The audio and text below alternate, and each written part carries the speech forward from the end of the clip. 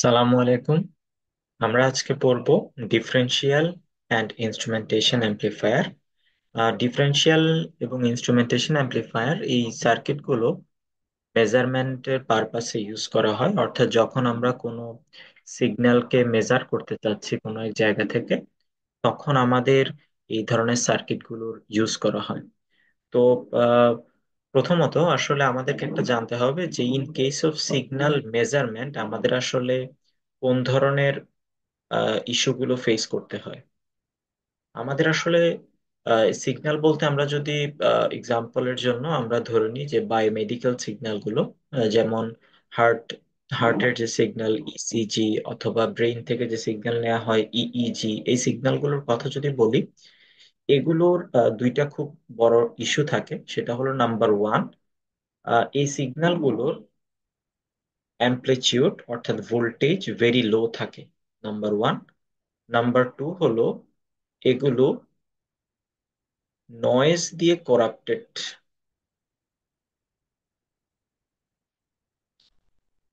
তার মানে নয়েজের এফেক্ট এই সিগন্যালগুলোতে খুব বেশি থাকে। তো এখন দেখা যায় যে যে এগুলোর অ্যামপ্লিটিউড অনেক সময় মিলি ভোল্ট রেঞ্জে হয়। তো এই স্মল অ্যামপ্লিটিউডের আসলে একটা ভোল্টেজকে অবজার্ভ করা, একটা সিগন্যালকে অবজার্ভ করা ভেরি ডিফিকাল্ট। এই জন্য আমাদের যে কাজটা করার দরকার হয়, নাম্বার ওয়ান, আমাদেরকে নয়েজের এফেক্টটাকে রিমুভ করতে হবে। নাম্বার টু, আমাদের এটার অ্যামপ্লিটিউডকে বাড়াতে হবে। এখন অ্যামপ্লিটিউডকে বাড়ানোর জন্য আমরা যে জিনিসটা ইউজ করি সেটা আমরা সবাই জানি, সেটা হলো অ্যামপ্লিফায়ার। অ্যামপ্লিফায়ারের বৈশিষ্ট্যই হলো আপনি এখানে যেই ইনপুট ভোল্টেজটা দিবেন তা একটা গেইন দিয়ে মাল্টিপ্লাইড হয়ে আউটপুটটা পাওয়া যাবে, অর্থাৎ আউটপুটটা অ্যামপ্লিফাইড হবে। আমাদের যে ডিফারেনশিয়াল অ্যাম্প্লিফায়ারের যে কনফিগারেশন, এটা আসলে আমাদেরকে এই অ্যাডভান্টেজ গুলো দেয়। অর্থাৎ এটা আমাদের যে সিগন্যালটা যেটা আমরা পাচ্ছি রিয়েল টাইম, সেটাকে সে অ্যাম্প্লিফাই করতে পারে। অ্যাট দ্য সেম টাইম এই ডিফারেনশিয়াল অ্যাম্প্লিফায়ার নয়েজের এফেক্টকেও রিডিউস করতে পারে। এবার আসি একটা ডিফারেনশিয়াল অ্যাম্প্লিফায়ার যেটা আমাদের স্ক্রিনে আমরা দেখতে পাচ্ছি, ডিফারেনশিয়াল অ্যাম্প্লিফায়ার আসলে কিভাবে কাজ করে। তো প্রথমত আমরা এখানে দেখতে পাচ্ছি যে এই কনফিগারেশনের মূলে আছে একটা অপারেশনাল অ্যাম্প্লিফায়ার, যেটা আমরা ইলেকট্রনিক্সে পড়েছি। অপারেশনাল অ্যাম্প্লিফায়ার কিভাবে কাজ করে সেটা আমরা একটু করে দেখে নিতে পারি। অপারেশনাল অ্যাম্প্লিফায়ারের বৈশিষ্ট্য হলো এটার দুইটা ইনপুট টার্মিনাল থাকে, একটা পজিটিভ এবং একটা নেগেটিভ, এবং তার একটা আউটপুট টার্মিনাল থাকে। তো এখানে এর সাথে সাথে তার আরো দুটো জিনিস থাকে যেটাকে বলা হয় পজিটিভ এবং নেগেটিভ স্যাচুরেশন ভোল্টেজ, অর্থাৎ যেটা আমরা এখানে দেখতে পাচ্ছি +15 এবং -15 ভোল্ট, অর্থাৎ এগুলো সোর্স ভোল্টেজও বলা যেতে পারে। আমরা সোর্স হিসেবে যে ডিসি ভোল্টেজটা ইউজ করছি সেটা হলো এত, এটা এর কমও হতে পারে। তো এখানে অপারেশনাল অ্যাম্প্লিফায়ারের বৈশিষ্ট্য হলো যে এখানে পজিটিভ প্রান্তে যে ভোল্টেজটা দেয়া হচ্ছে সেটা যদি নেগেটিভ প্রান্তের ভোল্টেজের চেয়ে বেশি হয়, তাহলে আমরা আউটপুটে পাবো প্লাস স্যাচুরেশন ভোল্টেজ বা +15 ভোল্ট। আর যদি এর চেয়ে কম হয়, অর্থাৎ সরি, পজিটিভ প্রান্তের ভোল্টেজ যদি নেগেটিভের চেয়ে কম হয়, তাহলে আমরা পাবো -15 ভোল্ট বা নেগেটিভ স্যাচুরেশন ভোল্টেজ। এখানে লক্ষণীয় হলো আমরা প্লাস ভোল্টেজটা, অর্থাৎ প্লাস প্রান্তের ভোল্টেজটা, মানে এই পয়েন্টের ভোল্টেজটা ওর চেয়ে যতটুকুই বড় হোক না কেন, এটা যদি 0.1 ভোল্ট হয়, 0.5 ভোল্ট হয়, 0.9 ভোল্ট হয়, 1.5 ভোল্ট হয়, যে ভোল্টই বড় হোক না কেন, মানে যে পরিমাণ বড়ই হোক না কেন, আমরা আউটপুটে কিন্তু +15 ভোল্টই পাবো। এটার কারণ হলো এটার ওপেম বা অপারেশনাল অ্যাম্প্লিফায়ারের যে গেইন, সেই গেইনটা আসলে থিওরিটিক্যালি ধরা হয় হচ্ছে ইনফাইনাইট, এবং প্র্যাকটিক্যালি আমরা ধরি হচ্ছে ভেরি হাই। ভেরি হাই হওয়ার কারণে আসলে এখানে আমরা যাই ইনপুট দিই না কেন, মানে ইনপুট দুইটার ক্ষেত্রে সে শুধু দেখে যে যে কে কার চেয়ে বড়, আউটপুটটা সে +15 অথবা -15 দিবে। অর্থাৎ আমরা এখানে গেইন কত হবে এটাকে আমরা আসলে এই ধরনের কনফিগারেশনে কন্ট্রোল করতে পারতেছি না। তো এখন আমরা যদি গেইনটাকে কন্ট্রোল করতে চাই, তার মানে যদি আমি এমন কিছু একটা করতে চাই যে ঠিক আছে, এখানে প্লাস এবং মাইনাস প্রান্তের যে ভোল্টেজ এটার ডিফারেন্সটা কত হবে তার উপর আউটপুটটা ডিপেন্ড করবে, এবং একটা নির্দিষ্ট পরিমাণই সেটা আসলে বিবর্ধিত হবে বা অ্যাম্প্লিফাইড হবে। অর্থাৎ আমরা যদি এমন একটা আউটপুট ভোল্টেজের ইকুয়েশন চাই যেটা হলো সে gain into V plus minus V minus, তার মানে হলো এদের দুইজনের যে ডিফারেন্স তার উপর আউটপুটটা ডিপেন্ড করবে, এবং সাথে সাথে একটা গেইন দিয়ে মাল্টিপ্লাইড হবে যেটা আমরা নির্ধারণ করতে পারবো। সেক্ষেত্রে আমরা আসলে কতটুকু একটা সিগন্যালকে বিবর্ধিত করতে চাচ্ছি ওইটাকে আমরা নিয়ন্ত্রণ বা কন্ট্রোল করতে পারবো। এখন আমাদের আহ, এবার আমরা আসি যে আসলে এই ধরনের আমরা কনফিগারেশন কিভাবে পেতে পারি। তো এভাবে এই ধরনের কনফিগারেশনের একটা এক্সাম্পল হলো ডিফারেন্সিয়াল অ্যাম্প্লিফায়ার। ডিফারেন্সিয়াল অ্যাম্প্লিফায়ার আমরা দেখতে পাচ্ছি যে এই কনফিগারেশনে আসলে যেই জিনিসটা করা হয়েছে সেটা হচ্ছে এটার ওপেমের পজিটিভ প্রান্তে আমরা দেখতে পাচ্ছি একটা ভোল্টেজ সোর্স দেখা যাচ্ছে। আসলে এটা হলো, আমরা এটাকে কম্পেয়ার করতে পারি একটা ইলেকট্রোডের সাথে।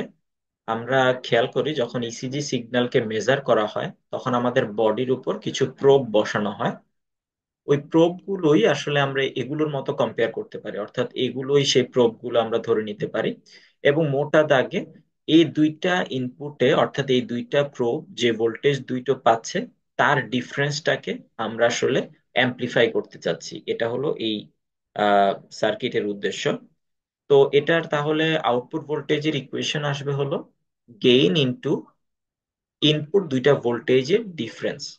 এখন এই যে যে ইকুয়েশনটা আসলো, এটা আসলে কিভাবে আসলো, অথবা এই সার্কিটটা যে এ ধরনের একটা ইকুয়েশন মানে যেখানে আমরা গেইনটাকে কন্ট্রোল করতে পারি, সেটা আমরা কিভাবে পাচ্ছি, এটা হলো আমাদের প্রশ্ন। তো এবার আমরা আসি, আমরা আমাদের বোঝার সুবিধার জন্য আমরা আসলে দুটা সার্কিট যেগুলো ইলেকট্রনিক্সে ডিসকাস করা হয় এই ধরনের দুইটা সার্কিট নিয়ে আমরা কথা বলবো। সেগুলো হলো নন ইনভার্টিং এবং ইনভার্টিং অ্যাম্প্লিফায়ার।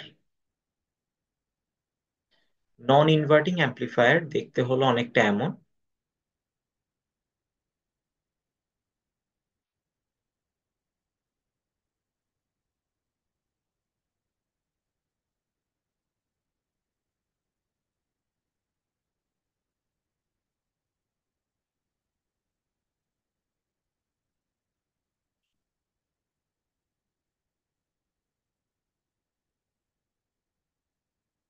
আর ইনভার্টিং অ্যাম্প্লিফায়ারটা দেখতে অনেকটা এমন।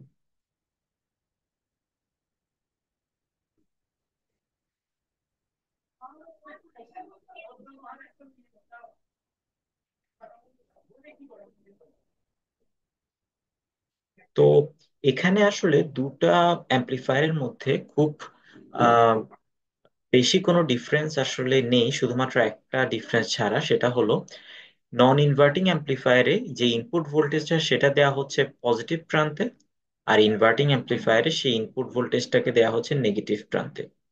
তো এগুলোর ইকুয়েশন গুলো ডেরাইভ করাটা আমাদের এখানে গুরুত্বপূর্ণ না, শুধু আমরা ইকুয়েশন গুলো কি আসে সেটা দেখে নিই। এই ইনভার্টিং এর জন্য আউটপুটের ইকুয়েশন হলো minus R F by R I into V input, যেখানে নন ইনভার্টিং এর জন্য আউটপুট ইকুয়েশন হলো one plus R one by R two into V input.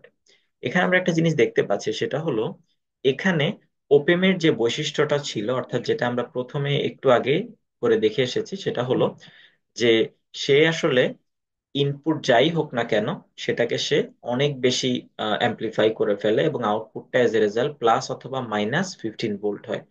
কিন্তু আমরা এখানে দেখতে পাচ্ছি যে নন ইনভার্টিং অ্যাম্প্লিফায়ার এবং ইনভার্টিং অ্যাম্প্লিফায়ার আমাদেরকে একটা অ্যাডভান্টেজ দিচ্ছে, সেটা হলো এখানে তাদের গেইনটাকে কন্ট্রোল করা যাচ্ছে।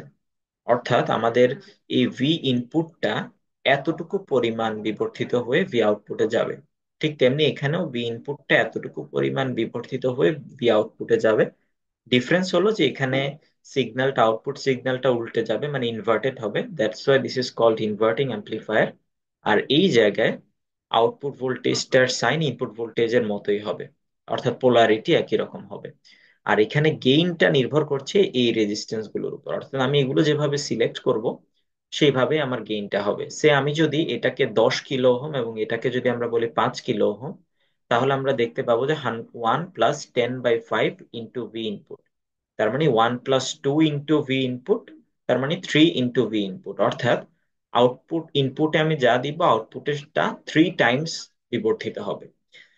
তো তার মানে এই যে কনফিগারেশন গুলো, এগুলো আসলে বেসিক ওপেমের থেকে একটু ডিফারেন্ট, যেখানে আমরা গেইনটাকে কন্ট্রোল করতে পারছি। এখন এটা বলার উদ্দেশ্য আসলে হলো যে আমাদের যে ডিফারেন্সিয়াল অ্যাম্প্লিফায়ার, এই ডিফারেন্সিয়াল অ্যাম্প্লিফায়ারের আসলে কনফিগারেশনের মধ্যে এই দুইটো অ্যাম্প্লিফায়ারই, দ্যাট মিনস ইনভার্টিং এবং নন ইনভার্টিং, দুইটাকেই ইউজ করা হয়েছে। আমরা যদি একটু খেয়াল করি, এখানে দুইটা যে সোর্স আছে, এই সোর্স দুটোকে, একটা সোর্সকে যদি আমি চিন্তা করি যে এই সোর্সটা নেই, এই সোর্সটাকে যদি আমরা মনে মনে চিন্তা করি যে এটা নেই, মানে এটা শর্টেড হয়ে গেছে, তখন কিন্তু এটা অনেকটা নন ইনভার্টিং অ্যাম্প্লিফায়ারের মতো কাজ করে। আবার আমি যদি উল্টো দিক থেকে চিন্তা করি যে এই সোর্সটা নেই, তখন কিন্তু এটা ইনভার্টিং অ্যাম্প্লিফায়ারের মতো কাজ করছে। তার মানে আমাদের আউটপুট ভোল্টেজটা আসলে দুইটা অ্যাম্প্লিফায়ার সেপারেটলি কাজ করলে যেভাবে আউটপুটটা দিবে তার সাম বা তার যোগফল।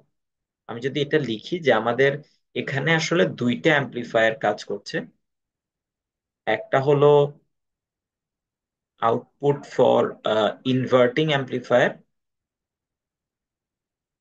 আর একটা হলো output for non inverting amplifier. এখন আমরা এই জিনিসটাকে আসলে প্রুফ করার চেষ্টা করবো যে এটা আসলে কিভাবে আসে। আমরা যদি আমরা সার্কিট সলিউশনের একটা থিওরামের কথা জানি যে সুপারপজিশন থিওরাম, যখন কোনো একটা জায়গায় মোর দ্যান ওয়ান সোর্স থাকে, তখন আমরা একটা সোর্সকে অফ করে দিয়ে আরেকটার জন্য কি ধরনের আউটপুট আসে সেটাকে দেখি। আর উল্টোটা ভাইস ভার্সা, যে অপর সোর্সটাকে অফ করে দিয়ে প্রথমটার জন্য কেমন আউটপুট আসে সেটা দেখি এবং তারপরে দুইটাকে যোগ করে দিই, সেটাই হয় আমাদের অরিজিনাল আউটপুট। এখানে আমরা যেটা করতে পারি যে আমরা প্রথমে লিখতে পারি E1 shorted and E2 on. তার মানে E1 যেই আমাদের ভোল্টেজটা আছে সেটা আসলে শর্টেড করে দিলাম আমরা। তাহলে কি ঘটনা ঘটলো যে এখানে যদি এটা গ্রাউন্ডে, এটা এখানে যদি 0 ভোল্ট হয়, এই পয়েন্টে আমি 0 ভোল্ট পাবো, এই পয়েন্টেও 0 ভোল্ট পাবো। তার মানে এখানে কোন রেজিস্ট্যান্স গুলো আছে এগুলোর আসলে তেমন কোনো ইফেক্ট নেই। আচ্ছা, এখানে এই যে আমরা দেখতে পাচ্ছি দুইটা জোড়া বা টু পেয়ার অফ রেজিস্টার্স আছে, এবং যারা হলো একজন যদি আর হয় আর একজন এম আর, এম টাইমস হবে, ঠিক তেমনি এখানেও এই রেজিস্ট্যান্সটা যদি আর হয় এটা হবে এম আর। তার মানে ঠিক একই পরিমাণ রেশিওতে দুইটা রেজিস্ট্যান্স আমরা সিলেক্ট করতে হবে। এটারও কারণটা আমরা একটু পরে বুঝতে পারবো। তো আমরা এখানে দেখি যে এখানে আমরা যেটা বললাম যে E1 শর্টেড এবং E2 যদি অন হয় তখন আউটপুটটা কি পাওয়া যায়। খেয়াল করি, এখানে আমরা যেটা বললাম যে এখানে 0 ভোল্ট, মানে আসলে এখানে আমরা গ্রাউন্ড, অর্থাৎ এখানে গ্রাউন্ড থাকলে যে অবস্থা হতো একদম হুবহু সেম। তার মানে এটা আসলে অনেকটা ইনভার্টিং অ্যাম্প্লিফায়ারের মতো কাজ করছে, যার আউটপুটটা হবে -M R/R ইন্টু ইনপুট, অথবা -M × E2। এটা হলো প্রথম, আমাদের প্রথম অংশ। এরপর আমরা যদি দেখি যে এখানে পরের অংশটা, দ্যাট মিন্স যেখানে আমাদের E2 কে আমরা শর্ট করে দিব এবং E1 অন অবস্থায় থাকবে, তখন আসলে কি ধরনের আউটপুট আসে। অর্থাৎ E2 শর্টেড বা অফ এবং E1 অন। E1 যদি অন হয় এখানে একটা ঘটনা ঘটে। আমরা খেয়াল করি যে আমাদের যে নন ইনভার্টিং অ্যাম্প্লিফায়ার ছিল, এই নন ইনভার্টিং অ্যাম্প্লিফায়ারের ক্ষেত্রে কিন্তু এটা গুরুত্বপূর্ণ যে এই ইনপুটটা ডিরেক্টলি পজিটিভ প্রান্তে অ্যাপ্লাইড হয়েছিল। কিন্তু আমরা এই কনফিগারেশনে দেখছি যে E1 কিন্তু ডিরেক্টলি পজিটিভ প্রান্তে কানেক্টেড, পজিটিভ প্রান্তে কিন্তু ডিরেক্টলি সেটা অ্যাপ্লাইড হয়নি। অর্থাৎ এখানে একটা দুইটা রেজিস্ট্যান্সের মধ্যে, সিরিজে দুইটা রেজিস্ট্যান্স আছে যাদের মধ্যে আসলে ই ওয়ানটা ভাগ হচ্ছে, এবং তারপরে এ পয়েন্টে আমরা একটা ভোল্টেজ পাচ্ছি, এবং সেই ভোল্টেজটা আসলে ইনপুট ভোল্টেজ হিসেবে কাজ করছে। আর ই টু কে তো আমরা বললাম যে ই টু কে আমরা শর্ট করে দিয়েছি। এখন এই পয়েন্টে যে ভোল্টেজটা আসবে সেটাকে আমরা যদি বলি ভি থ্রি, তাহলে আসলে ব্যাপারটা কেমন দাঁড়ায়? এখানে ভি থ্রি, এখানে দুইটা রেজিস্ট্যান্স আছে যেগুলো আসলে আমাদের নন ইনভার্টিং অ্যাম্পলিফায়ারে যেভাবে থাকে হুবহু সেভাবেই আছে। তো আমরা এটার জন্য বলতে পারি এই ধরনের, যে ভি নন ইনভার্টিং অ্যাম্পলিফায়ারের জন্য ফর্মুলা হবে 1 + MR/R ইন্টু ভি থ্রি, অর্থাৎ এই পয়েন্টের ভোল্টেজ। এই পয়েন্টের ভোল্টেজ কিন্তু ই ওয়ান ডিরেক্টলি না। এখন এই পয়েন্টের ভোল্টেজটা কি হবে? ই ওয়ান যদি ওর এবং ওর মধ্যে ডিভাইডেড হয়, তাহলে ওর অ্যাক্রসে যে ভোল্টেজটা সেটাই হলো ভি থ্রি। তাহলে আমরা খুব সহজে ভোল্টেজ ডিভাইডার রুলটাকে ইউজ করে আমরা বের করে ফেলতে পারি। এখানে আর আর কাটা চলে যাবে, তখন 1 + M। Voltage divider rule use করলে আমরা খুব ইজিলি পাচ্ছি যে MR/M R ইন্টু ই ওয়ান। এরপর এটাকে আমরা সিম্পলিফাই করলে পাবো 1 + M, উপরে থাকবে এম, নিচে হবে 1 + M। 1 + M 1 + M ক্যান্সেল হবে, আমরা আউটপুটে পাবো ME1। তাহলে আমরা যদি একটু দেখি যে আমাদের ফাইনাল আউটপুটটা কি আসে। ফাইনাল আউটপুটটা আসে, দুইটাকে যদি যোগ করে দেওয়া হয়, ME1 - ME2, তার মানে ME1 - E2।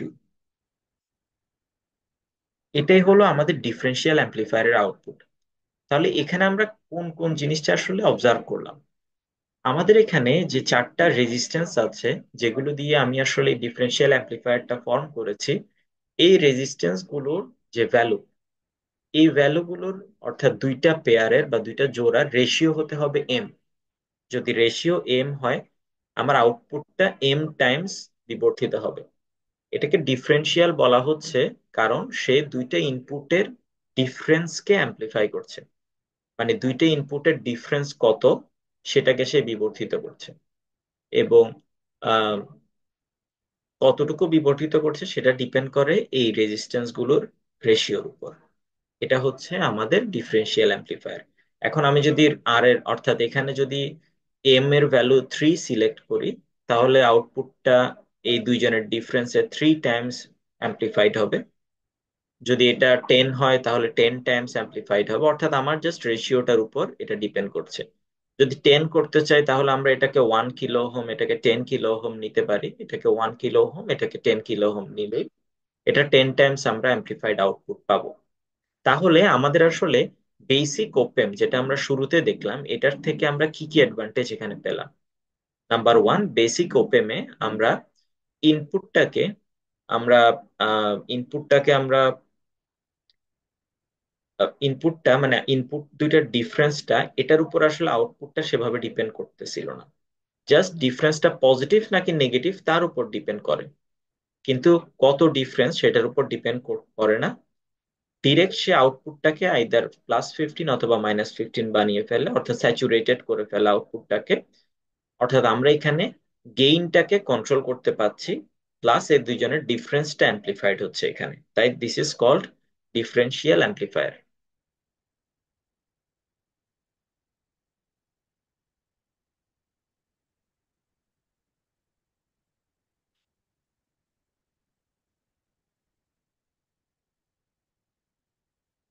আমরা যদি এর পরের একটা কিছু ব্যাপার আমরা এখানে ডিসকাস করি, সেটা হলো ডিফারেন্সিয়াল অ্যাম্পলিফায়ারের অ্যাডভান্টেজ গুলো কি কি আর ডিসঅ্যাডভান্টেজ গুলো কি কি। তো এখানে আমরা একটু আগে অলরেডি ডিসকাস করেছি যে ডিফারেন্সিয়াল অ্যাম্পলিফায়ার, সে আমাদের আউটপুটটা, ইনপুটটা বা ইনপুট গুলো নর্মালি যেটা হয় যে কোনো একটা বায়োমেডিকেল সিগন্যাল যখন সিগন্যাল অ্যাকুইজিশন করা হয় বা সিগন্যালটা যখন আমরা নিই বডি থেকে, তখন এটা অ্যামপ্লিচিউড অনেক স্মল হয়, এবং এই অ্যামপ্লিচিউডটাকে সে আসলে বিবর্ধিত করতে পারে।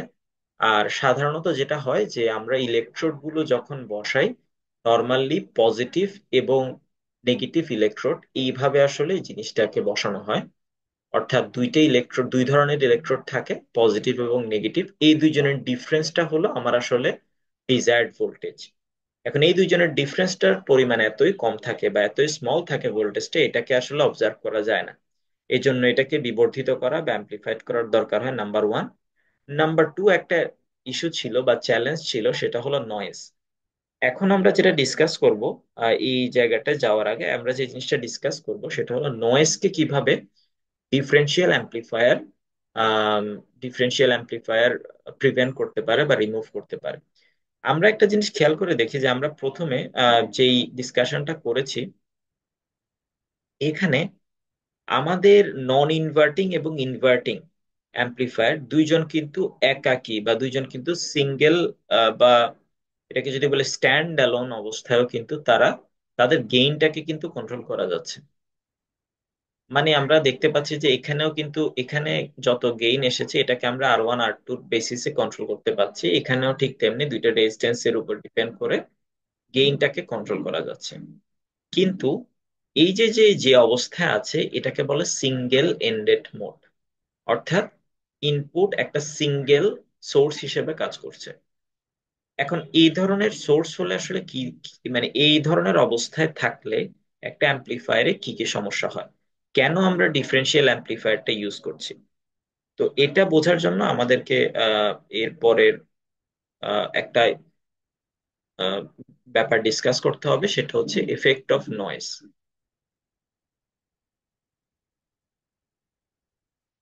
এফেক্ট অফ নয়েজ, এটা বোঝার জন্য আমরা একটা ছোট্ট একটা জিনিস দেখি। ধরে নিই যে আমরা একটা সে ডিফারেন্সিয়াল অ্যাম্প্লিফায়ারের মধ্যে আমরা যেভাবে ইনপুট, আমরা যেভাবে আহ, যেটা দিলাম সেটা হলো এখানে আমরা E1 দিলাম পজিটিভে, E2 কে দিলাম নেগেটিভে, এবং তারপরে এটা সে অ্যাম্প্লিফায়ারটার মধ্যে গেল, এবং তারপরে আমরা আউটপুটটা পেলাম। আউটপুট ইকুয়াল টু হলো M E1 - E2। কিন্তু খেয়াল করে দেখি, আমরা যদি এইভাবে না দিই, আমরা এভাবে আউটপুট ইনপুটটা দিতাম, অর্থাৎ ইনপুটটাই যদি এভাবে আমরা সিঙ্গেল এন্ডেড মোড যেটাকে বলছি, অর্থাৎ আমরা সেইখানে ডিফারেন্সিয়াল অ্যাম্প্লিফায়ার না ইউজ করে আমরা ইনভার্টিং বা নন ইনভার্টিং অ্যাম্প্লিফায়ার ইউজ করব, বা যেই অ্যাম্প্লিফায়ার ইউজ করি, এটাকে যদি আমরা গ্রাউন্ড করে দিই মানে 0 ভোল্ট করে দিই, এবং এই পয়েন্টে আমরা যদি E1 - E2 দেই, আমরা কিন্তু আউটপুট হুবহু সেমই পাবো। কেন? কারণ এখানে দুইজনের ডিফারেন্স কত? দুইজনের ডিফারেন্স হলো E1 - E2 আলটিমেটলি।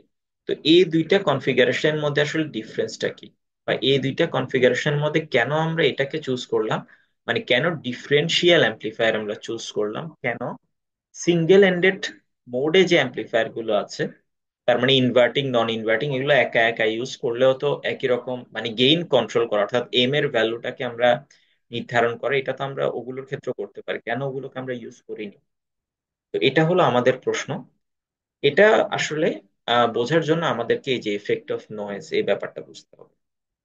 এখন খেয়াল করি যে নয়েজ আসলে সাধারণত আপনি যখন কোনো ইলেকট্রোড ইউজ করবেন, সে তো আসলে চিনবে না যে কে পজিটিভ ইলেকট্রোড কে নেগেটিভ ইলেকট্রোড। এই ব্যাপারটাতে সে মানে সে এটাকে আহ, তো ডিফারেন্সিয়েট করতে পারবে না। এখানে যে ইস্যুটা হয় যে দুইটা ইনপুট যেহেতু দুইটা প্রোবের মধ্য দিয়ে বা দুইটা ইনপুট হিসেবে আলাদা ইনপুট হিসেবে যাচ্ছে, দুইজনের সাথে সেম নয়েজের বৈশিষ্ট্য হলো এই জায়গায় নয়েজ আসলে কমন মোড হিসেবে সে অ্যাড হয়। তার মানে হলো নয়েজ অনেকটা এভাবে অ্যাড হয় যে নয়েজ দুইজনের মধ্যে, অর্থাৎ পজিটিভ নেগেটিভ দুইজনের মধ্যেই নয়েজটা আসলে সেম ভাবে যায়। কারণ নয়েজ তো দুইজনের মধ্যে ডিফারেন্স বুঝতে পারে না। ব্যাপারটা এমন না যে, মানে থিওরিটিক্যালি ডিসকাস করলে ব্যাপারটা এমন না যে পজিটিভ প্রোবের মধ্যে কম নয়েজ যাবে, নেগেটিভ প্রোবের মধ্যে বেশি নয়েজ যাবে, ব্যাপারটা এমন না। ব্যাপারটা হলো নয়েজ দুইটা প্রোবকে সেম ভাবে দেখবে। এখন ইস্যু হলো আমাদের, যদি আমরা শুধু চিন্তা করি যে কোনো ইনপুট আমি দিইনি, শুধু নয়েজ আছে, তখন আমাদের আউটপুটটা কি হবে এই কনফিগারেশনের জন্য? আউটপুটটা হবে M × E noise minus E noise. যেহেতু দুইটা ইনপুটেই সেম ভোল্টেজটাই যাচ্ছে, ডিফারেন্স হচ্ছে জিরো, তার মানে আউটপুট আমরা পাবো 0 ভোল্ট। অর্থাৎ এই যে কমন মোড, এই কমন মোডে থাকা অবস্থায় নয়েজের আসলে এফেক্টটা জিরো হয়ে যায়। তার মানে নয়েজটা কমন মোডে যখন অ্যাড হয় এই ডিফারেন্সিয়াল অ্যাম্পলিফায়ারে, তার এফেক্টটা জিরো হয়ে যায়। যেটা আমাদের সেকেন্ড একটা চ্যালেঞ্জ ছিল সিগন্যাল অ্যাকুইজিশনের। এবার আমরা দেখি যে এই ধরনের কনফিগারেশনে নয়েজের কি সমস্যা। দেখেন, এই ধরনের কনফিগারেশনে ইনপুট কিন্তু একটা জায়গা থেকে যাচ্ছে। তার মানে আমি যদি এভাবে চিন্তা করি যে একটাই প্রোব ইউজ করে বা একটাই ইলেকট্রোড ইউজ করে আমরা ইনপুট নিচ্ছি কোনো এক জায়গা থেকে, তখন কি সমস্যা হবে? তখন যেটা হবে যে এই জায়গায় নয়েজটা কিন্তু, এটা হচ্ছে গ্রাউন্ড এবং এই জায়গায় অ্যাম্পলিফায়ারটা আমরা ইউজ করেছি, নয়েজ কিন্তু ওর সাথে অ্যাড হয়ে যাচ্ছে। এবং নয়েজ যেহেতু সেম অ্যাম্পলিফায়ারের মতো দিয়ে যাচ্ছে, তার মানে এই নয়েজটাও অ্যাম্পলিফাইড হয়ে যাচ্ছে, কারণ E noise minus 0 volt equal to E noise. তার মানে আমার টোটাল আউটপুট যেটা আমি পাবো সেটা হচ্ছে এই ধরনের, এম ইন্টু ই 1 মাইনাস ই 2। এটা যেমন পাচ্ছি ঠিক তেমনি আমার নয়েজটাও অ্যাড হয়ে যাচ্ছে, যেহেতু আমি একটা সিঙ্গেল ইনপুটকে সিগন্যাল অ্যাকুইজিশনের সময় ইউজ করছি। তাহলে আমরা বুঝতে পারলাম যে আমাদের কেন ডিফারেন্সিয়াল অ্যাম্পলিফায়ারটা গুরুত্বপূর্ণ for removing the effect of noise. আমি আবার যদি একটু সাম আপ করি, যে এখানে আমাদের ইস্যু ছিল সেটা হচ্ছে নয়েজের, একদিকে যেমন আমাকে সিগন্যালটাকে বিবর্ধিত বা অ্যাম্পলিফাই করতে হবে, অন্যদিকে নয়েজের এফেক্টটাকেও রিডিউস করতে হবে। তো নয়েজের এফেক্টটাকে রিডিউস করতে গিয়ে আমরা দেখেছি যে সিগন্যালটা অ্যাম্পলিফাই আমরা সিঙ্গেল এন্ডেড মোড দিয়ে যেভাবে করতে পারি, ঠিক তেমনি ডিফারেন্সিয়াল মোড দিয়েও করতে পারি। তাহলে আমরা কেন ডিফারেন্সিয়াল মোডটাকে ইউজ করছি?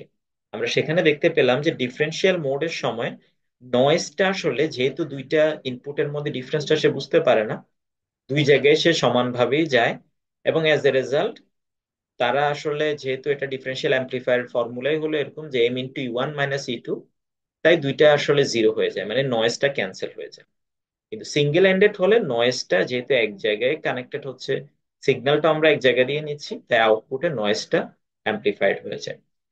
তো ব্যাপার হলো, যদি ই নয়েজের ভ্যালুটা মোটামুটি বড় হয় বা কনসিডারেবল হয়, তখন আসলে এটা বেশ সমস্যা তৈরি করে। তাহলে আমরা এখানে বুঝতে পারলাম যে ডিফারেন্সিয়াল অ্যাম্পলিফায়ার কেন আমরা ইউজ করি। এবার আসি আমাদের ডিফারেন্সিয়াল অ্যাম্পলিফায়ারের ডিসঅ্যাডভান্টেজ গুলো।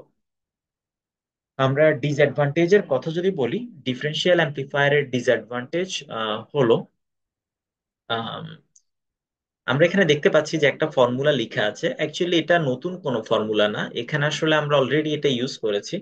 আমাদের এখানে R1, এই যে স্ক্রিনে যদি দেখতে পাই যে এই রেজিস্ট্যান্সটা হলো R1, এটা হচ্ছে R2, তারপর এটা হচ্ছে R3, এটা হচ্ছে R4। আপনি যদি এখানে বসিয়ে দেন, R1 equal to R, R2 equal to M R বসালাম, তারপরে R3 equal to R, divided by R3 equal to minus E, M R divided by E 2 এবং ই 1। তাহলে দেখতে পাবো যে এখানে এটা এটা কাটা ক্যান্সেল হয়ে যাবে, আর আর ক্যান্সেল হবে, আর আর ক্যান্সেল হবে, মানে ultimately M E1 minus E 2 আসবে। অর্থাৎ এখানে যেটা বলেছে যে ডিফারেন্সিয়াল অ্যাম্পলিফায়ারের একটা জেনারেলাইজড ইকুয়েশন বা ফর্মুলা দেখিয়েছে। তো এখানে আমরা অলরেডি এটা তো প্রুফ করেছি। তো এখানে আসলে আমরা এটা কেন বললাম, একটু আমরা খেয়াল করি যে এখানে যদি ডিফারেন্সিয়াল অ্যাম্পলিফায়ারে, অর্থাৎ এই একটু আগে আমরা দেখলাম যে ই 1 এবং ই 2 যদি ইকুয়াল হয়, তাহলে কি হওয়ার কথা output? If E 1 is equal to E 2, তখন আউটপুট হওয়ার কথা M × 0, তার মানে আউটপুট হওয়ার কথা 0 ভোল্ট। তো এটা চেক করার ওয়ে খুবই ইজি, সেটা হলো আমরা জাস্ট এই ইনপুট এবং আউটপুট দুইটাকে একসাথে কানেক্ট করে দিব, এবং কানেক্ট করে দিয়ে একটা ভোল্টেজ আমরা এখানে ইনপুট দিব, একটা ভোল্টেজ ইনপুট দিব। তখন কি ঘটনা ঘটবে, এই যে একটু আগে আমরা দেখেছি নয়েজের এফেক্টটার ক্ষেত্রে, যে প্লাস মাইনাসের দুইটাতেই সেম ভোল্টেজটা গেল, তাহলে আউটপুট আমার আসার কথা 0 ভোল্ট। কিন্তু প্রবলেমটা হলো আসলে এই জায়গায়, আমরা জিনিসটাকে থিওরিটিক্যালি যত ইজি ভাবে দেখছি, বাস্তবে ব্যাপারটা তত ইজি না। বাস্তবে আমরা যখন কাজ করতে যাচ্ছি, এখানে কোন চ্যালেঞ্জটার মধ্যে পড়ি? আমাদেরকে matching two pair of resistors, এই ইস্যুটার সম্মুখীন হতে হচ্ছে।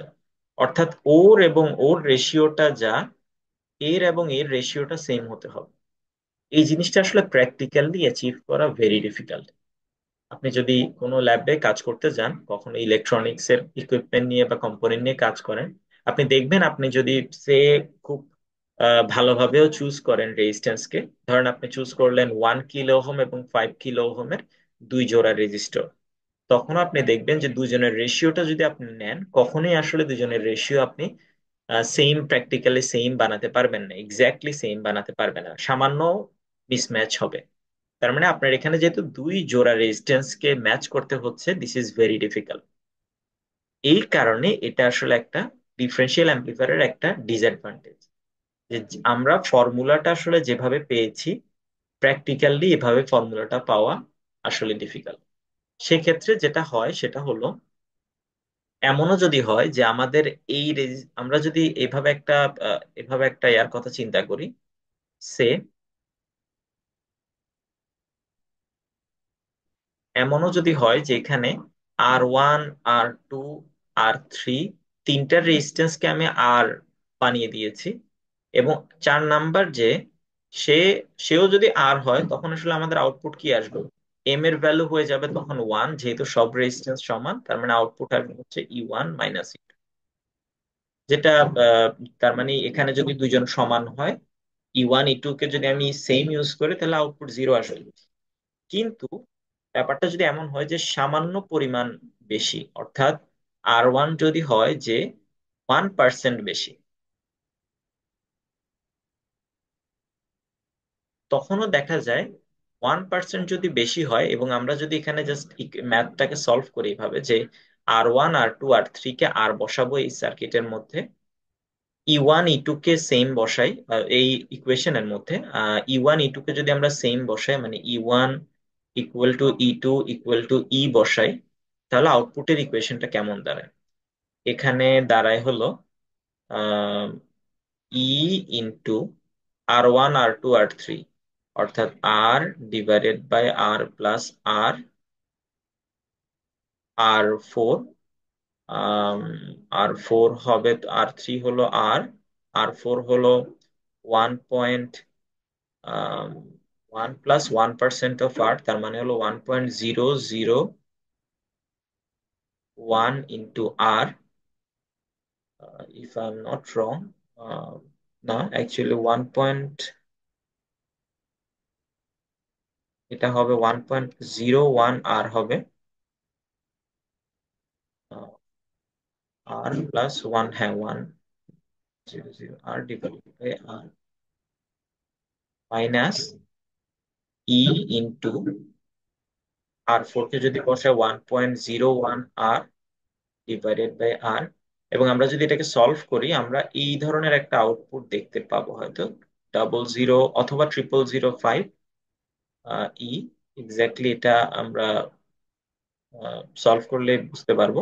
তো আমি এটা আসলে ডিটেল দেখাচ্ছি না। আমি যেটা বলতে চাচ্ছি যে এখানে আসলে আমাদের আউটপুট পাওয়ার কথা 0 থিওরিটিক্যালি, কিন্তু প্র্যাকটিক্যালি আমরা পাচ্ছি হচ্ছে যে 0.005 এই ধরনের একটা ভোল্টেজ পাচ্ছি। তো এখন ব্যাপারটা হলো, তার মানে আমাদের ডিফারেন্সিয়াল অ্যাম্প্লিফায়ারে এই সমস্যাটার মধ্যে আমরা পড়ি। তো আমাদের যদি কোনো ইনপুট না দিলে আউটপুট অ্যাকচুয়ালি, বা ইনপুট সেম দিলে আউটপুট অ্যাকচুয়ালি এই ধরনের একটা পাওয়া যাচ্ছে, তার মানে ডিফারেন্সিয়াল অ্যাম্প্লিফায়ারটা পারফেক্টলি কাজ করছে না। এবং এটার পেছনে কারণ হচ্ছে এই ম্যাচিং অফ দ্য রেজিস্টরটা ঠিকভাবে না হওয়া, অর্থাৎ রেজিস্ট্যান্স মিসম্যাচ। এটা হলো ডিফারেন্সিয়াল অ্যাম্প্লিফায়ারের নাম্বার 1 প্রবলেম আমরা বলতে পারি। এরপর আসতে পারে যে ডিফারেন্সিয়াল অ্যাম্প্লিফায়ারের নাম্বার 2 প্রবলেমটা কি। ডিফারেন্সিয়াল অ্যাম্প্লিফায়ারের নাম্বার 2 প্রবলেম হলো, আমরা যদি খেয়াল করি যে এখানে আসলে আমরা দেখতে পাচ্ছি যে এই প্রোব থেকে যে ভোল্টেজ দুটো পাচ্ছে, এই ভোল্টেজ দুটো কিন্তু আসলে আমরা চিন্তা করছি যে যে এখানে যদি ই1 ভোল্টেজ পায় তাহলে এটাকে একটা ভোল্টেজ সোর্স বা ভোল্টেজের উৎস হিসেবে চিন্তা করা যেতে পারে, এবং এই ভোল্টেজটা ডিরেক্টলি এই পয়েন্টে পাওয়া যাচ্ছে। দ্যাট মিনস এই পয়েন্টে আমরা ভেবে নিচ্ছি ই1ই পাবো। আবার এই এই ভোল্টেজ এই প্রোবটা যদি ই2 কালেক্ট করে, আমরা ধরে নিচ্ছি যে এখানেও ই2ই পাবো। এখন এই জিনিসটাও থিওরিটিক্যালি আমরা যে ধরে নিচ্ছি যে এই দুইটা পয়েন্টে আসলে সেম ভোল্টেজ পাওয়া যাচ্ছে, আসলে বাস্তবে ব্যাপারটা এত ইজি না। এটা বোঝার জন্য আমাদেরকে একটা জিনিস ডিসকাস করতে হবে, সেটাকে বলে হচ্ছে লোডিং ইফেক্ট। লোডিং ইফেক্ট জিনিসটা কি? লোডিং ইফেক্ট জিনিসটা হলো, সে আমরা যখন একটা ভোল্টেজ সোর্সের সাথে কোনো একটা লোডকে কানেক্ট করি, একটা লোডকে কানেক্ট করি, আমরা যদি দেখি যে এই লোডটার ধরে নিলাম লোডটার রেজিস্ট্যান্স হচ্ছে যে 50 ওহম। এখন যেটা হলো যে এই ভোল্টেজ সোর্সের কিন্তু নিজেরও কিছু রেজিস্ট্যান্স থাকে। তো ভোল্টেজ সোর্সের রেজিস্ট্যান্স যদি বা ইম্পিডেন্স, এসি এর ক্ষেত্রে বললে ইম্পিডেন্স, এটা যদি লোডের তুলনায়, অর্থাৎ যেই লোড যেটা আমি কানেক্ট করেছি তার তুলনায় যদি বেশি হয়, আর লোড যদি তার তুলনায় অনেক কম হয় বা ছোট হয়, তখন যেটা দেখা যায় যে 20 ভোল্ট এটার বেশিরভাগ অংশই আসলে সোর্স নিজেই ড্রপ করে ফেলে। যেহেতু আমরা জানি যে এই ভোল্টেজটা ডিভাইডেড হবে রেজিস্ট্যান্সের উপর ডিপেন্ড করে, তো ওর রেজিস্ট্যান্স যেহেতু কম, ও পাবে কম, ও পেয়ে যাবে বেশি। তার মানে ওর নিজের মধ্যে ড্রপ হয়ে যাবে বেশি। এখানে যদি রেজিস্ট্যান্সটা বেশি হতো, ধরেন এখানে যদি 500 জায়গায় এটা যদি 5000 হতো, তখন কিন্তু আসলে এটাতে তেমন কোনো সিগনিফিকেন্ট ডিফারেন্স হতো না। তখন কিন্তু এটা মোস্ট অফ দা ভোল্টেজ ও নিজেই পেত। কিন্তু একটা লোডের রেজিস্ট্যান্স বা ইম্পিডেন্স কত হবে এটা তো আমরা আসলে নির্ধারণ করতে পারতেছি না। এটা কম হতে পারে, বেশি হতে পারে। কম হলে দেখা যাবে সোর্স নিজে বেশি ভোল্টেজটা নিয়ে ফেলে। অর্থাৎ আমরা হয়তো থিওরিটিক্যালি ভাবছি যে একটা ভোল্টেজ সোর্সের সাথে একটা লোডকে কানেক্ট করেছি 50 ওহমের, তার মানে এই পয়েন্টে আমি পাবো হচ্ছে 20 ভোল্ট এই দুই পয়েন্টের অ্যাক্রস। ব্যাপারটা আসলে এমন না। এই সমস্যাটাই আসলে এখানে দেখা যায়।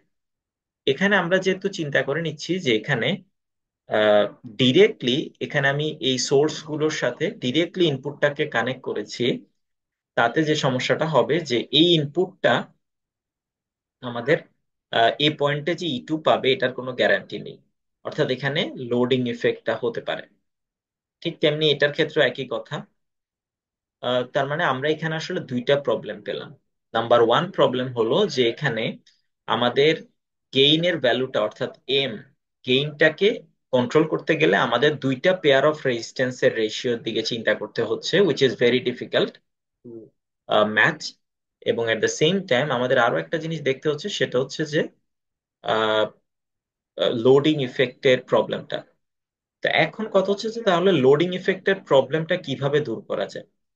এটা ওপেম এর একটা কনফিগারেশন দিয়ে এই প্রবলেমটাকে দূর করা যায়, যেটাকে বলে হলো ভোল্টেজ ফলোয়ার। ভোল্টেজ ফলোয়ারের সার্কিটটা দেখতে এই ধরনের।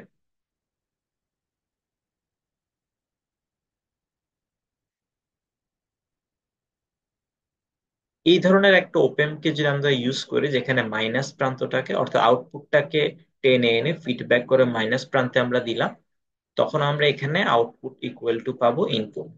তার মানে এই সার্কিটের গেইন হলো 1, অর্থাৎ যাই ইনপুট দিচ্ছি তাই আউটপুট পাচ্ছি।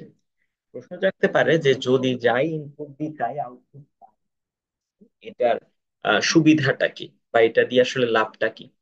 এই জায়গায় আসলে ইস্যুটা যে ওপেমের একটা বৈশিষ্ট্য আছে যেটাকে বলে ওপেমের ইনপুট সাইডের ইম্পিডেন্স হচ্ছে যে, বা ইম্পিডেন্স বা এটাকে ডিসি এর জন্য রেজিস্ট্যান্স আমরা বলতে পারি। ইনপুট সাইডের ইম্পিডেন্স হচ্ছে ভেরি হাই, আউটপুটের ইম্পিডেন্স হচ্ছে যে ভেরি লো। কিন্তু সে এই যে ভোল্টেজটাকে ইনপুট থেকে যে আউটপুটে ট্রান্সফার করছে, এটাতে কিন্তু তার কোনো উনিশ বিশ হচ্ছে না। অর্থাৎ সে ইনপুটে সে যে ভোল্টেজটা ছিল আউটপুটে সে সেটাকে পাঠিয়ে দিতে পারতেছে, কিন্তু তার ইম্পিডেন্স কিন্তু ইনপুট সাইডে অনেক হাই, আউটপুট সাইডে অনেক লো। এই জিনিসটাকে কাজে লাগিয়ে আমরা এই লোডিং ইফেক্টটাকে প্রিভেন্ট করতে পারি। কিভাবে আমরা করতে পারি? এই সেম সার্কিটটার কথা আমরা চিন্তা করি। সেম সার্কিটটার মধ্যে ধরলাম এখানে সে 100 ওহমের ওই সোর্সটাই কানেক্টেড। আমরা করব কি যে এখানে সোর্সটাকে সোর্সটাকে লোডের সাথে বা ডিরেক্টলি কানেক্ট না করে আমরা মাঝখানে বসিয়ে দিব একটা ভোল্টেজ ফলোয়ার সার্কিট, অর্থাৎ এই সার্কিটটা যেটা আমরা দেখতে পাচ্ছি। তাতে কি লাভ? ভোল্টেজ ফলোয়ারের ইনপুট সাইডে ইম্পিডেন্স হচ্ছে যে ভেরি হাই, আর আউটপুট সাইডে ইম্পিডেন্স হচ্ছে ভেরি লো। কিন্তু যখন এই ভোল্টেজটা ওর এবং ওর ইনপুট সাইডের মধ্যে ভাগ হচ্ছে, মানে এখানে দুইটা সার্কিট, একটার বদলে এখানে একটা এবং এখানে একটা সার্কিট, এই সাইডে কি হচ্ছে খেয়াল করি যে 20 ভোল্ট এর এবং এর মধ্যে ভাগ হবে। যেহেতু ওর ইনপুট সাইডে ইম্পিডেন্স হচ্ছে যে ভেরি হাই, তার মানে 20 ভোল্টের অলমোস্ট 20 ভোল্টই ওই ইনপুট সাইডে পাবে। আর ভোল্টেজ ফলোয়ারের কাজই হলো ইনপুটটাকে আউটপুটে পাঠিয়ে দেয়া, সেম টু সেম। তার মানে 20 ভোল্টে আমরা আউটপুটে পাবো। কিন্তু আউটপুটে গিয়ে আবার দেখবে যে আউটপুটে ওর ইম্পিডেন্স হচ্ছে যে ভেরি লো। আর লোডের ইম্পিডেন্স যাই হোক, যেহেতু ওর ইম্পিডেন্স অনেক লো, ও আসলে বেশি ড্রপ ওর মধ্যে করবে না, মানে ও পুরোটাই লোডকে দিয়ে দিবে। তার মানে লোডের অ্যাক্রসে আমরা প্রায় ক্লোজ টু 20 ভোল্টই পাবো। তার মানে আমরা এখানে একটা বাইপাসের মতো ইউজ করলাম ভোল্টেজ ফলোয়ারটাকে। আমি এখানে রেজিস্ট্যান্সের ভ্যালু গুলো আসলে এই বোঝানোর জন্য ইউজ করেছি। এই ধরনের রেজিস্ট্যান্সের ভ্যালু দিয়েই যে বাস্তবেও যে এরকম ভাবে হবে ব্যাপারটা এরকম না, এগুলো just for the sake of example আমরা এগুলো ইউজ করেছি। মূল ব্যাপারটা হলো যে এখানে আমি যদি ইনপুটটাকে ডিরেক্টলি আউটপুটের সাথে কানেক্ট না করে আমি যদি মাঝখানে একটা ভোল্টেজ ফলোয়ার ইউজ করি, তাহলে ইনপুট ভোল্টেজটা আউটপুটে ভালোভাবে ট্রান্সফার হয়। এখানে ইনপুট ভোল্টেজটা যে সোর্স থেকে আসে সে নিজে ভোল্টেজ গুলোকে মানে নিজের মধ্যে ড্রপ করে ফেলে না সেভাবে। তাহলে আমাদের আমাদের দুইটা ইস্যু আমরা এখানে আলোচনা করলাম। নাম্বার ওয়ান ইস্যু হলো আমাদের লোডিং ইফেক্টের প্রবলেম ডিফারেন্সিয়াল অ্যাম্প্লিফায়ারে দেখা যায়।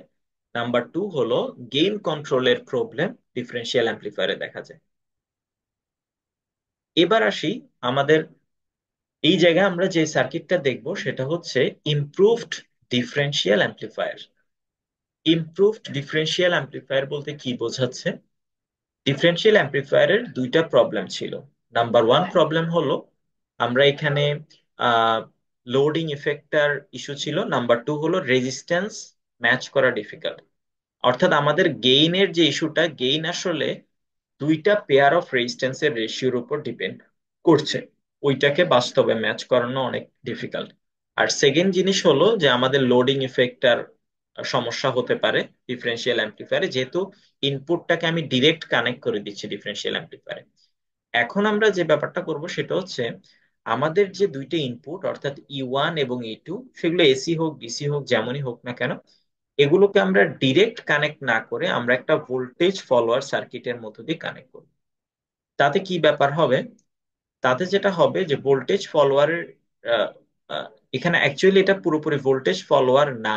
ভোল্টেজ ফলোয়ার না এই কারণে যে এখানে কিন্তু একটা রেজিস্ট্যান্স চলে এসেছে। তো রেজিস্ট্যান্স আসার কারণে এখানে আসলে এ পয়েন্টের ভোল্টেজ এবং এ পয়েন্টের ভোল্টেজ হুবহু সেম হবে না। তো এটা একটা ইস্যু। যাক, এটা খুব গুরুত্বপূর্ণ না আমাদের জন্য। বাকি এটা বোঝা গুরুত্বপূর্ণ যে এখানে ভোল্টেজ ফলোয়ারের যে এই বৈশিষ্ট্যটা এটাকে আমরা ইউজ করতেছি, অ্যাজ এ রেজাল্ট লোডিং ইফেক্টটার যে প্রবলেম ছিল সেটা সলভ হয়ে গেল। নাম্বার টু হলো গেইনের ইস্যুটা। এখানে আমরা যে কাজটা করেছি এই সার্কিটের মধ্যে, একটা রেজিস্ট্যান্স অর্থাৎ আর আর দুইটা রেজিস্ট্যান্স সেম সেম দুইটা রেজিস্ট্যান্স ইউজ করেছি, এবং আমরা গেইনটাকে বলছি এখানে এ। আর এই সেই এটা হলো এ ইন্টু আর, তার মানে এই দুইজন রেজিস্ট্যান্সের তুলনায় এই রেজিস্ট্যান্স যত বেশি হবে ওইটাই হবে আমাদের, ওইটার উপরে আমাদের গেইনটা নির্ভর করবে। এখন এটা আসলে শুরুতেই বোঝা হয়তো ডিফিকাল্ট হতে পারে, এই জন্য আমরা এটার একটু ডেরিভেশনটা দেখে নিতে যাচ্ছি। এবং ডেরিভেশনটা দেখা হলে আমাদের এটা আসলে বোঝা অনেকটা ইজি হয়ে যাবে। যেমন আমরা যদি বলি যে এই পয়েন্টটার নাম দিলাম আমরা 2, এই পয়েন্টটার নাম দিলাম আমরা 1, এই পয়েন্টটার নাম আমরা দিলাম এটা তো নেগেটিভ, নেগেটিভ, ঠিক আছে এটা পজিটিভ, E3 দিলাম, এটা 4 দিলাম। তাহলে এখন যেহেতু এটা একটা ভোল্টেজ ফলোয়ারের মতো, এখানে আপনি ইনপুটে যদি E2 দেন, এই 2 নাম্বার পয়েন্টে আপনি যেটা পাবেন সেটা হচ্ছে যে 2 নাম্বার পয়েন্টের ভোল্টেজ, যেটাকে আমরা যদি V2 বলি, সেটা আসলে হচ্ছে সেম টু সেম E2 পাবো। তার মানে এখানে যা দিচ্ছি এটাই আসলে এ পয়েন্টে পাওয়া যাবে। এবার আমরা যদি 1 নাম্বার পয়েন্টের কথা চিন্তা করি, ঠিক তেমনি 1 নাম্বার পয়েন্টে আমি কত পাবো? 1 নাম্বার পয়েন্টেও আমি পাবো হচ্ছে এখানে যে ইনপুটটা দেওয়া হচ্ছে সেম টু সেম সেটাই পাওয়া যাবে। অর্থাৎ 1 নাম্বার পয়েন্টের ভোল্টেজ হলো E1। কিন্তু 4 নাম্বার পয়েন্ট এবং 3 নাম্বার পয়েন্টের ভোল্টেজটা আমাদের জন্য গুরুত্বপূর্ণ।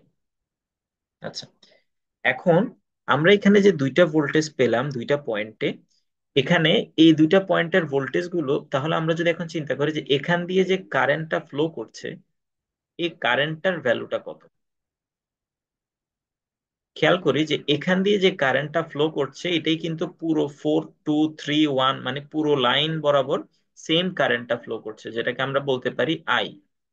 এবং আই এর ভ্যালু আমরা বলতে পারি, আই অ্যাকচুয়ালি আমরা যদি ধরে নিই যে ওয়ান প্রান্তের ভোল্টেজটা বড় এবং এটা হচ্ছে যে ছোট, যদি আমরা এটা ধরি তাহলে আমাদের আসলে কারেন্টের ডিরেকশনটা একটু উল্টে দিতে হবে। কারেন্টের ডিরেকশনটা আমরা এদিকে দিতে পারি। তার মানে এই পয়েন্টের ভোল্টেজটা বড়, এই পয়েন্টেরটা ছোট, এটা ধরে নিলাম। উল্টোটাও কেউ চাইলে ধরতে পারে, ইটস আপ টু হিম। তো কারেন্টের ভ্যালুটা হবে এখানে E1 minus E2 divided by resistance, অর্থাৎ ভোল্টেজের পার্থক্য ডিভাইডেড বাই রেজিস্ট্যান্স হলো কারেন্ট, আর রেজিস্ট্যান্সের ভ্যালু হলো আর। আচ্ছা, তাহলে এটা যদি হয় আমাদের কারেন্টের ভ্যালু, তাহলে খেয়াল করি আমরা বলতে পারি যে এ পয়েন্টের ভোল্টেজ তাহলে কি হবে,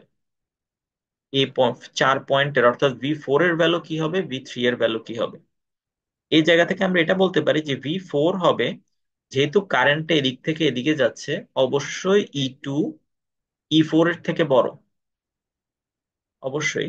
তাহলে আমরা এখানে এটা বলতে পারি যে V4, এখানে V4 হলো V2 থেকে যদি I ইন্টু আর, অর্থাৎ যেটা হলো এই রেজিস্ট্যান্সের অ্যাক্রসে ড্রপ, সেটাকে যদি বাদ দেওয়া হয় তাহলে V4 পাওয়া যাবে। তার মানে V2 এর ভ্যালু একটু আগে বের করা হয়েছে E2, আর I ইন্টু আর, আই এর ভ্যালু হলো E1 minus E2 divided by R into R. এখান থেকে আমরা সিম্পলিফাই করলে আর আর কাটা যাবে, E2 minus E1 minus E2 divided by A. অন্যভাবে চিন্তা করলে আমরা যদি বলি V3, এ পয়েন্টের ভোল্টেজটা কি হবে। খেয়াল করি যেহেতু কারেন্টটা এদিক থেকে এদিকে যাচ্ছে, তাই V3 এর ভোল্টেজটা হবে সবচেয়ে বেশি, কারণ কারেন্ট বেশি ভোল্টেজ থেকে কম ভোল্টেজের দিকে যায়। তার মানে V3 থেকে যদি আমরা এই ভোল্টেজ ড্রপটা বাদ দিই তাহলে আমরা পাবো হচ্ছে এই পয়েন্টের ভোল্টেজ। তাহলে আমরা বলতে পারি যে এটার এটাকে আমরা বলতে পারি যে V1 সমান হলো V3 মাইনাস আর, যেহেতু এখানে রেজিস্ট্যান্স আর। তো এখানে V3 ইকুয়াল টু আমরা লিখতে পারি যে V1 প্লাস আর। V1 এর ভ্যালু হলো E1, আই এর ভ্যালু একটু আগে আমরা বের করেছি, ডিভাইডেড বাই আর। আর আর এর জায়গায় আর আর কাটা চলে যাবে, আমরা পাবো E1 minus,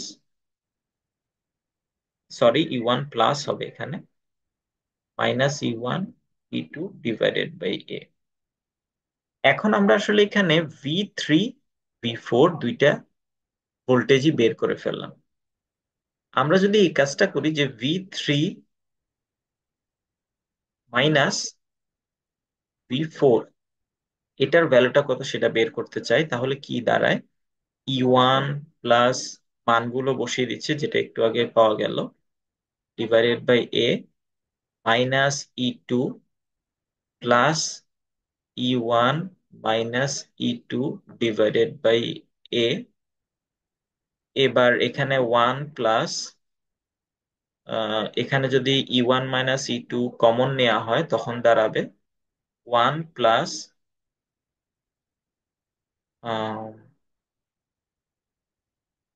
2/a E1 minus E2।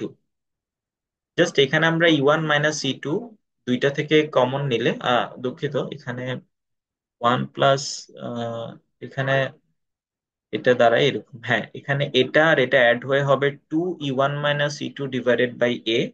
আর এখানে হলো E1 মাইনাস E2, কমন নিলে এই জিনিসটা দাঁড়াচ্ছে। তো এটা জাস্ট যে কেউ এটা নর্মাল ম্যাথে যেভাবে আমরা কমন নিই এটা ইউজ করলে পেয়ে যাবে। এখন আসি যে এখানে আসলে যে জিনিসটা পেলাম এটার দিকে একটু খেয়াল করি, কেন আমরা এটা বের করলাম। এখানে যেটা হয়েছে যে এখানে আমরা V4 এবং V3 এই দুইজনের মধ্যে যে ডিফারেন্সটা, এটাও কিন্তু আসলে আমাদের সেই ডিফারেন্সিয়াল অ্যাম্প্লিফায়ার যেভাবে আমাদেরকে আউটপুট দিচ্ছিল ওই ধরনের। ডিফারেন্সিয়াল অ্যাম্প্লিফায়ার আমাদেরকে আউটপুট দিচ্ছিল কি, V output equal to M into E minus, তার মানে একটা গেইন ছিল এবং দুইজনের ডিফারেন্স। এখানেও কিন্তু খেয়াল করি যে একটা গেইন আছে যেটা হলো 1+2/a, এবং দুইজনের ডিফারেন্স অর্থাৎ দুইটি ইনপুট ভোল্টেজের ডিফারেন্স আছে। তো এই জায়গায় আমরা আসলে কি কি অ্যাডভান্টেজ পেলাম। এখানে নাম্বার ওয়ান অ্যাডভান্টেজ যেটা আমরা পেয়েছি এই ইমপ্রুভ ডিফারেন্সিয়াল অ্যাম্প্লিফায়ার, এটার নাম হচ্ছে ইমপ্রুভড ডিফারেন্সিয়াল অ্যাম্প্লিফায়ার, যেখানে আমরা gain only depends on AR। তার মানে এখানে যে রেজিস্ট্যান্সটা মাঝখানে ইউজ করা হচ্ছে, যেটাকে আমরা ভ্যারি করতে পারি, ওই রেজিস্ট্যান্সটার উপরে শুধুমাত্র গেইনটা ডিপেন্ড করছে। এখানে কিন্তু দুইটা পেয়ারের মধ্যে ম্যাচ করানো লাগতেছে, ব্যাপারটা এরকম না। এটা গেল হচ্ছে নাম্বার ওয়ান অ্যাডভান্টেজ। এটা আসলে আগের যে ডিফারেন্সিয়াল অ্যাম্প্লিফায়ার ছিল তার থেকে অ্যাচিভ করা মাচ ইজিয়ার। অর্থাৎ এখানে যেহেতু একজনের উপরে ডিপেন্ড করতেছে, তো এটা যথেষ্ট ইজি। দুই নাম্বার যে ইয়াটা পেলাম সেটা হচ্ছে input impedance is high. Input impedance কেন হাই? কারণ এখানে আমরা এই বাফার অ্যাম্প্লিফায়ার অথবা ভোল্টেজ ফলোয়ার সার্কিটকে ইউজ করেছি, যেটার কারণে আমাদের ইনপুট ইম্পিডেন্সটা হয়ে গিয়েছে ভেরি হাই। তো এই যে দুইটা প্রবলেম ডিফারেন্সিয়াল অ্যাম্প্লিফায়ারের ছিল, সেগুলো আসলে এখানে সলভ হয়ে গিয়েছে। এখন ডিফারেন্সিয়াল অ্যাম্প্লিফায়ারের প্রবলেম সলভ হলো, কিন্তু এখানে আরো একটা ইস্যু রয়ে গেছে। সেই ইস্যুটা হলো যে আমাদের যে ইনপুট গুলো পাচ্ছিলাম, এই ইনপুট আউটপুটটা পাচ্ছিলাম অর্থাৎ V3 আর V4, এগুলো আসলে দুইটা পয়েন্টের অ্যাক্রসে। সাধারণত যেটা দেখা যায় যে আমরা যখন একটা সিগন্যাল কোথাও থেকে নিই, এই সিগন্যালটা আসলে বা যখন মেজার করি এবং এটাকে যখন আমরা কোনো ডিজিটাল ডিভাইসের মধ্যে ফার্দার প্রসেসিং এর জন্য আমরা দিতে যাব, তখন আমাদের যেটা করতে হয় সেটা হচ্ছে এই ভোল্টেজটাকে একটা পয়েন্ট এবং গ্রাউন্ডের মধ্যে আনতে হয়। আমরা যদি খেয়াল করি এটা দিয়ে আমি কি বোঝাতে চাচ্ছি, আমাদের যে প্রথম আমাদের যে ডিফারেন্সিয়াল অ্যাম্প্লিফায়ার ছিল এখানে,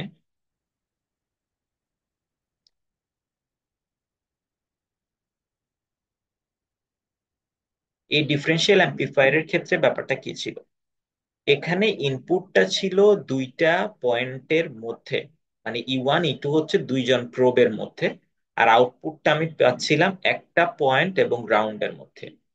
দেখা যায় যখন আমরা কোনো মাইক্রো কন্ট্রোলার বা মাইক্রো প্রসেসরের মধ্যে আপনি ডাটাকে যখন প্রসেসিং এর জন্য অর্থাৎ অ্যানালগ টু ডিজিটাল কনভার্সন বা এই ধরনের কাজগুলোর জন্য দিতে হয়, আপনাকে আসলে ভোল্টেজ গুলোকে একটা অর্থাৎ মাইক্রো প্রসেসরের অনেকগুলো পিন থাকে, এই যে কোনো একটা পিনের মধ্যে ভোল্টেজ গুলোকে দিতে হয়, একটা পিনে অথবা এই পিনে অথবা এই পিনে। তার মানে আপনার ভোল্টেজটা একটা পয়েন্টে আনতে হবে, অর্থাৎ দুইটা পয়েন্টে ইনপুট থাকলে আউটপুটটা আসতে হবে একটা পয়েন্টে। এটা হলো আমাদের রিকোয়ারমেন্ট। তো ওই রিকোয়ারমেন্টটা আমরা এখানে পাচ্ছি না আসলে। মানে এখানে আমাদের যে ইমপ্রুভ ডিফারেন্সিয়াল অ্যাম্প্লিফায়ার ছিল সেটাতে কিন্তু আসলে কি হলো, যে আউটপুটটা পাওয়া যাচ্ছে V3 - V4। তার মানে আপনি যদি দুই পয়েন্টের অ্যাক্রসে নেন এভাবে করে আউটপুটটাকে, তাহলে আউটপুটটা ঠিক আছে, সেটা হচ্ছে যেটা। কিন্তু দুই পয়েন্টে নিলে আসলে আমাদের এটা ফার্দার প্রসেসিং করা বা মাইক্রো কন্ট্রোলারে ইউজ করা ডিফিকাল্ট। তাহলে এটাকে আমাদের আসলে সলভ করে আমাদের ফাইনাল যেটা সার্কিট সেটা হচ্ছে ইনস্ট্রুমেন্টেশন অ্যাম্প্লিফায়ার। এই ইনস্ট্রুমেন্টেশন অ্যাম্প্লিফায়ার আসলে কি করছে, এই ইনস্ট্রুমেন্টেশন অ্যাম্পলিফায়ার অনেকটা আগের আমাদের সেই সার্কিটটার মতোই। আমরা যদি দেখি যে এটা আসলে হচ্ছে একটা ইউনিটি গেইন আমাদের ডিফারেন্সিয়াল অ্যাম্পলিফায়ার। ইউনিটি গেইন বলতে বোঝাচ্ছে যে এই সার্কিটের এই অংশটুকু, অর্থাৎ এই যে যে এই অংশটুকু, এ আসলে কোনো গেইন করবে না। এই জাস্ট যে কাজটা করবে সেটা হচ্ছে দুইটা পয়েন্ট, অর্থাৎ আপনি এ পয়েন্টে এবং এ পয়েন্টে যে ভোল্টেজটা দিলেন সেটাকে সে আউটপুটে একটা পয়েন্ট এবং গ্রাউন্ডের মধ্যে সে নিয়ে আসবে। সে কি কাজ করছে তাহলে এখানে? সে জাস্ট দুইটা পয়েন্টের ভোল্টেজটাকে একটা পয়েন্টে নিয়ে আসছে, তার গেইন হচ্ছে ওয়ান। কিভাবে গেইন ওয়ান? আমরা যদি খেয়াল করি যে এখানে যেভাবে এটা অ্যাচিভ করা হয় সেটা হচ্ছে ডিফারেন্সিয়াল অ্যাম্পলিফায়ারে গেইন ওয়ান অ্যাচিভ করা কিন্তু খুব ডিফিকাল্ট না। কারণ সেখানে আপনাকে চারটা একই মানের রেজিস্ট্যান্সকে ইউজ করতে হবে।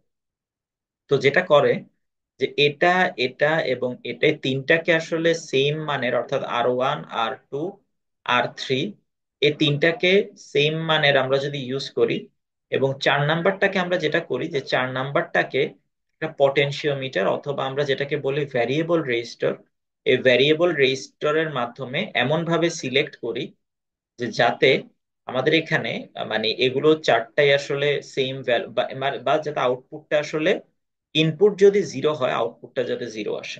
আমাদের এটাই কিন্তু আসলে ডিফারেন্সিয়াল অ্যাম্পলিফায়ারের সমস্যা ছিল, যে ইনপুট আমাদের যদি এম এর ইনপুট যদি, মানে কি বলবো, ইনপুট যখন দুইটা ইনপুট যখন সেম দেয়া হচ্ছে তখন আউটপুট আমাদের চলে আসতেছিল সামথিং একটা আউটপুট আসতেছিল। তো এখানে আমাদের এই ইস্যুটা এখানে আমরা যেভাবে মানে ডিল করে সেটা হচ্ছে যে সেম ইনপুট দেওয়ার পরে এখানে রেজিস্ট্যান্সটাকে কত চেঞ্জ করা হলে আউটপুটটা জিরো আসে সেটা দেখা হয়। তো ওইটা করলে আসলে এই সার্কিটের আর তেমন কোনো মানে ইফেক্ট এখানে নেই। জাস্ট সে যে কাজটা করতেছে যে এই দুইটা ইনপুট, অর্থাৎ আপনি এখানে V3 পয়েন্টে এবং V4 পয়েন্টে যেই ভোল্টেজ দুইটা দিচ্ছেন সেই দুইটার ডিফারেন্সকে সে আউটপুট এখানে দিচ্ছে। তার মানে আউটপুট ইকুয়াল টু হচ্ছে V3 minus V4 into one, যেহেতু ওর নিজের গেইন হচ্ছে ওয়ান। এবং এখানে V3 মাইনাস V4 একটু আগে আমরা দেখেছি যে এটা ইকুয়াল টু হচ্ছে 1+2/a into E1 minus E2। এখানে খেয়াল করে আমরা এখানে যে V3 মাইনাস V4 যেটা পেয়েছিলাম, এখানে আউটপুট সেম জিনিসটা পাচ্ছি। জাস্ট এখানে ডিফারেন্সটা হলো যে এখানে আউটপুটটা পাচ্ছি আমরা একটা পয়েন্ট এবং গ্রাউন্ডের অ্যাক্রসে। অর্থাৎ সোজা কথা একটা পয়েন্টে আমরা আউটপুটটা পাচ্ছি আর এখানে দুইটা পয়েন্টের ডিফারেন্সের অ্যাক্রসে আউটপুটটা ছিল। তাহলে এটাকে বলে হচ্ছে ইনস্ট্রুমেন্টেশন অ্যাম্পলিফায়ার।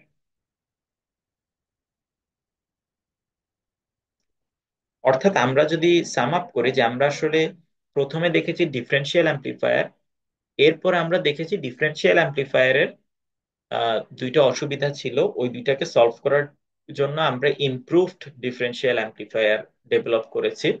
এবং ইমপ্রুভ ডিফারেন্সিয়াল অ্যাম্পলিফায়ারের সামনে আসলে ওই যেটা যে সমস্যা ছিল যে দুইটা পয়েন্টে ভোল্টেজটাকে পাওয়া যাচ্ছে দুইটা পয়েন্টের অ্যাক্রসে, আমরা ওইটাকে করলাম কি যে একটা পয়েন্টের অ্যাক্রসে আনার জন্য সেটাকে আমরা একটা ইউনিটি গেইন ওয়ানের একটা অ্যাম্পলিফায়ার ইউজ করেছি। এবং গেইন ওয়ানের অ্যাম্পলিফায়ারের আউটপুটটা আমাদের আসছে এরকম। তার মানে আমাদের টোটাল সবগুলো যেগুলো ইস্যু ছিল শুরু থেকে সেগুলো আসলে সলভ হয়েছে। তা আমি যদি সামারি করি, আমাদের প্রথমত আমাদের যেটা সমস্যা ছিল সেটা হচ্ছে যে ডিফারেন্ট আমাদের সিগন্যাল মেজারমেন্টের সময় আমরা যখন একটা সিগন্যালকে মেজার করতে যাই তখন সিগন্যালগুলো অ্যাম্পলিটিউড অনেক স্মল থাকে এবং সেগুলো নয়েজ দিয়েও এফেক্টেড হয়। আর ডিফারেন্সিয়াল অ্যাম্পলিফায়ার যেটা করে যে নয়েজের এফেক্টটাকে রিডিউস করে এবং সিগন্যালটাকে অ্যাম্পলিফাই করে। কিন্তু ডিফারেন্সিয়াল অ্যাম্পলিফায়ারের সমস্যা হলো যে সেখানে যেহেতু আমরা ইনপুট গুলোকে ডিরেক্টলি কানেক্ট করে দিচ্ছিলাম অ্যাম্পলিফায়ারে, সেখানে সে আসলে এগুলোকে মানে সেগুলো ইনপুট গুলো বা নিজেদের মধ্যে, অর্থাৎ আমাদের যে ইলেকট্রোড গুলো বা যেগুলোকে আমরা সোর্সের মতো চিন্তা করছি, সিগন্যালের সোর্স, সেগুলোর মধ্যেই ড্রপ হয়ে যেতে পারে অনেকটুকু ভোল্টেজ। এমনিতেই ভোল্টেজ গুলো স্মল, আরো যদি ড্রপ হয়ে যায় এটা তো আরো সমস্যা। সেকেন্ড যেটা সমস্যা ছিল সেটা হচ্ছে যে চারটা রেজিস্ট্যান্সকে আপনি একটা গেইন পেতে যাচ্ছেন এম, ওই এমটা গেইন পাওয়ার জন্য চারটা রেজিস্ট্যান্সকে মানে দুইটা পেয়ারকে ম্যাচ করানো লাগতেছে রেশিওটা, রেজিস্ট্যান্সের ratio. which is very difficult to achieve practically. আমরা এখানে যেটা করেছি যে একটা ভোল্টেজ ফলোয়ার, একটা এবং নিচেও একটা ভোল্টেজ ফলোয়ার সার্কিটকে ইউজ করে আমাদের যেই লোডিং ইফেক্টের প্রবলেম অথবা ইনপুট ইম্পিডেন্সের যে প্রবলেমটা ছিল, যে ডিরেক্টলি কানেক্ট করে দিলে ওর মধ্যে ড্রপ হয়ে যেত সব, এখন আর এটা হবে না। কারণ ভোল্টেজ ফলোয়ারের ইনপুট সাইডে ইম্পিডেন্স ভেরি হাই এবং আউটপুট সাইডে ইম্পিডেন্স ভেরি লো। তার মানে সে এটাকে বাইপাস করে দেয় kind of, without affecting the voltage. এবং এখানে আরো একটা জিনিস আমরা দেখলাম, সেটা হচ্ছে যে এই কনফিগারেশনে গেইনটা শুধুমাত্র ডিপেন্ড করে একটা রেজিস্ট্যান্সের উপর, সেটা হলো এ আর, অর্থাৎ যেটা এর এবং এর সামথিং টাইমস। তো এই এ আর এর উপর যেহেতু ডিপেন্ড করতেছে এখানে, তার মানে আমরা এর ভ্যালুটাকে চেঞ্জ করলে টোটাল কনফিগারেশনের গেইনটাকে চেঞ্জ হবে। আমরা যদি এর ভ্যালু সে 0.5 করি এখানে, তাহলে গেইনের ভ্যালু কত হবে? 1 + 2/0.5। তার মানে তখন আমরা গেইন পাবো হলো 1 + 4, মানে 5, অর্থাৎ গেইনের ভ্যালু 5 হবে। তো ঠিক তেমনি আমরা এখানে যে গেইনই চাই, আমরা জাস্ট এখানে এর ভ্যালুটা মানে কত টাইমস রেজিস্ট্যান্সটা ইউজ করব সেটাকে জাস্ট সিলেক্ট করব, তাহলে হয়ে যাচ্ছে। আর লাস্টে আমাদের যেটা ইস্যু ছিল যে ইমপ্রুভ ডিফারেন্সিয়াল অ্যাম্প্লিফায়ারে দুইটা পয়েন্টের অ্যাক্রসে ভোল্টেজ পাওয়া যাচ্ছে, আমরা সেটাকে একটা পয়েন্টের অ্যাক্রসে আউটপুট টার্মিনালে পেতে চাইলে আমরা এই ধরনের একটা ইউনিটি গেইনের ডিফারেন্সিয়াল অ্যাম্প্লিফায়ার ইউজ করব, যেটা আসলে ডেভেলপ করা খুব ইজি। তো ওইখানে কোনো সে নিজে থেকে কোনো গেইন দিবে না, মানে গেইন তার 1। এবং এখানে সে আহ, যে যে ইস্যুটা ছিল সেটাকে সে সলভ করে দিবে। তো এই ছিল ডিফারেন্সিয়াল অ্যাম্প্লিফায়ার এবং ইনস্ট্রুমেন্টেশন অ্যাম্প্লিফায়ারের ডিটেলস। ধন্যবাদ সবাইকে।